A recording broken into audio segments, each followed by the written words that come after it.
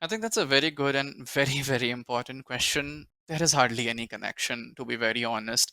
People who want to be violent, they are violent. They don't sit and game. They do the violence outside or inside the house. I think it's most of the research, if you were to cite, they are a little older. They are mostly correlational studies. So the connection is very difficult to establish. I'll share another anecdote. I was playing God of War Ragnarok, the DLC Valhalla, and a friend of mine, yeah, was with me, and I was just playing, and she was like, "Oh, I see the appeal," because I think I had sort of the finisher that Kratos does with the R3, and he sort of smashes the enemies, and this is gore and blood all around. And this friend of mine, she's like, "Oh, I see the appeal." I'm like, "Yes."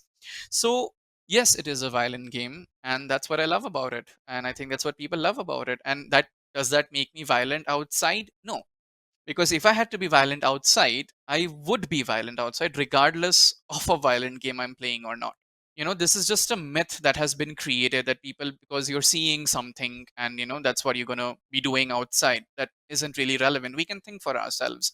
Most of us can separate the good and the bad. We have a sense of ethics and morality, and most of us can separate what's happening in a console or a PC from what outside the real world. So that's one thing. The aggression in the games are actually a very good outlet for the aggression that you do feel inside. It's recommended. It's a good outlet, actually. If you're playing a violent game, and we all have aggressive and violent tendencies, what separates us is how much we act on it. If we are acting on it all the time, well, that's the difference. But if I am feeling angry, if I am feeling a little frustrated, and I just want to get on God of War, I just want to turn on Ragnarok, and I want to play the DLC, I want to play Valhalla, because I just want to go on a rampage, just killing these demons and all of them, then that's what I want to do. And if it helps me feel less frustrated, it helps me feels less frustrated. I think it's a very acceptable and healthy way of channeling your aggression and your frustration. Plus, there's also a lot of cognitive benefits, because playing some of these games isn't easy. It requires a lot of attention span. It requires good RT, good response time.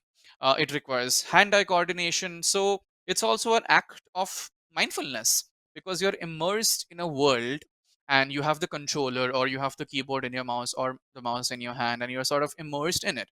You're doing something with your hands. You're doing something with your fingers. As an example, people are like, you can cook, because then your hands are involved, your eyes are involved. That is more socially acceptable than playing a violent game. But cooking, yes, is important in the way that it can also be calming for other people, it can be helpful for other people.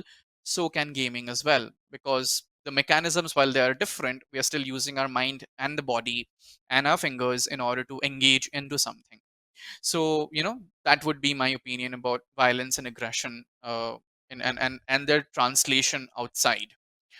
Because, well, if you look at the violence outside in the world, I'm sure they're not just playing a game and some person decided, I'm going to be violent outside today. No, that's not how it goes. They want to be violent, they're violent as well. So it's a myth. It's a important myth to bust.